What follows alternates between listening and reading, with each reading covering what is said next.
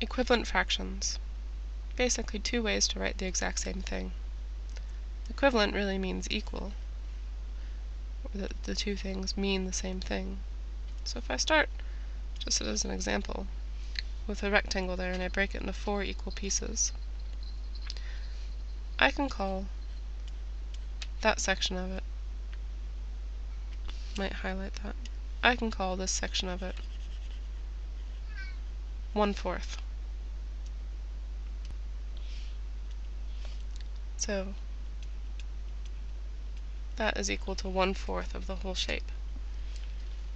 But what happens if I decide to break it into even smaller pieces?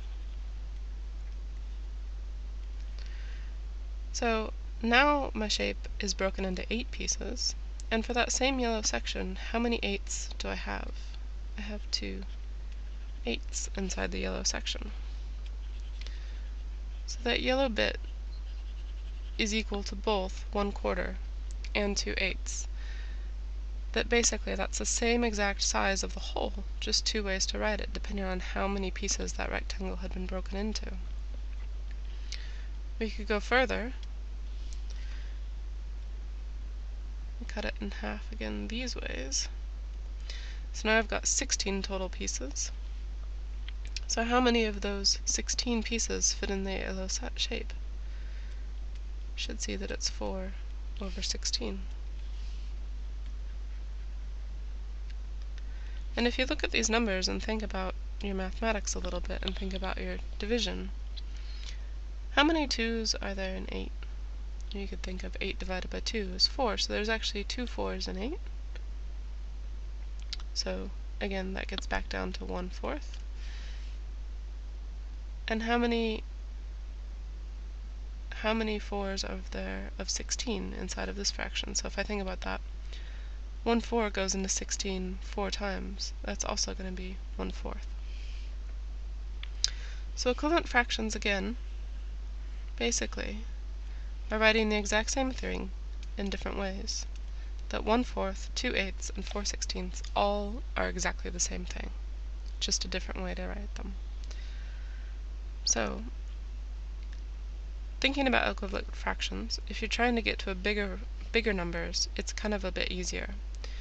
So let's look at this example. Write 2 equivalent fractions for 1/3. So if I start with 1/3, to get to an equivalent fraction, one thing I could think about is just timesing both the top and the bottom by the same number. So I could go times by 2, times by 2. So 1 times 2 gets me to 2, and 3 times 2 gets me to 6. So 1/3 is equal to 2/6. To try a different one, think of a different number to times by. Here I could times by 4, times by 4. So 1 times 4 gets me to 4, and 3 times 4 gets me to 12. But again, what we're saying is that 1/3 and 2/6 are the exact same thing, and 1/3 and 3/4 are the exact same thing.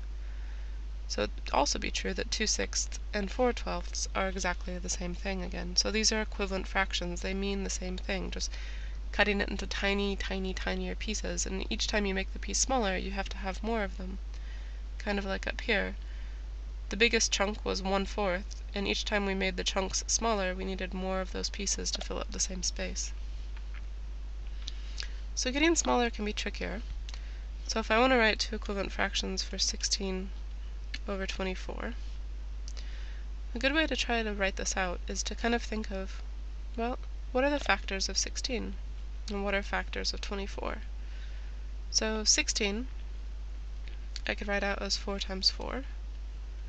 And 24 I could write out as 4 times 6.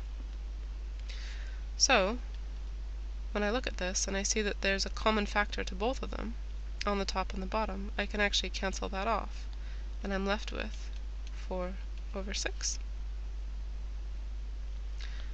If I look at another way to write it, 16/24, what's another set of factors for 16? How about 2 times 8? And can I think of anything times 8 to get me 24?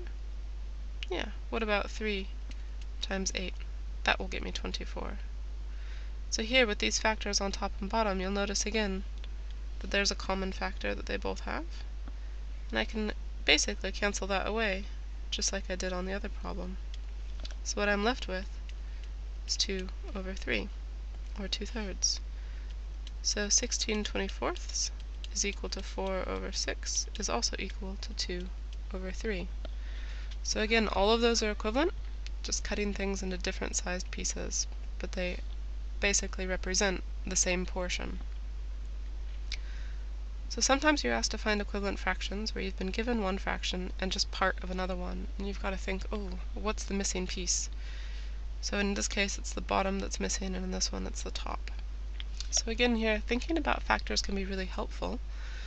If I think about factors, what would I have to times by to get from 7 to 42? Well, from 7 to 42 would be times by 6. 7 times 6 gets me 42.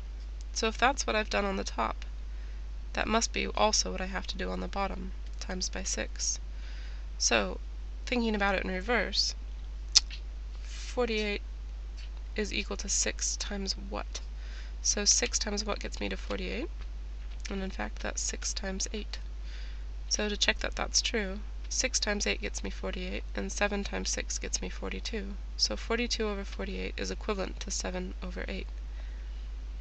You can also look at that again by saying, well, 42 is equal to 6 times 7, and 48 is equal to 6 times 8. The 6 and 6 on top as common factors cancel off, and you're left with a 7 over 8. So looking at the next example, here again I'm missing something, but I need to think, what would I times 12 by to get to 36? Well, 12 times 2 is 24, not good enough, so it has to be times by 3. 12 times 3 gets me to 36. So what times 3 would get me to 30? How about 10 times 3 will get me to 30? So again, 10 times 3 will get me 30, and 12 times 3 will get me 36, so I'm taking a 3 out of both, and I get 10 over 12. I'll do one more example just going the other way. What about 4 over 7 is equal to 16 over something we don't know? So here I want to figure out what's the missing bit for that equivalent fraction. So again, trying to think about what would be factors to or from here, and always trying to go from the small numbers to the bigger ones. 4 times what gets me to 16? 4 times 4 will get me 16, so I need to think, I need to times by 4 on the bottom here. So 7 times 4 will get me to 28. So in both of these problems, and really everything, when you're dealing with equivalent fractions, you want to think about the factors that they have in common,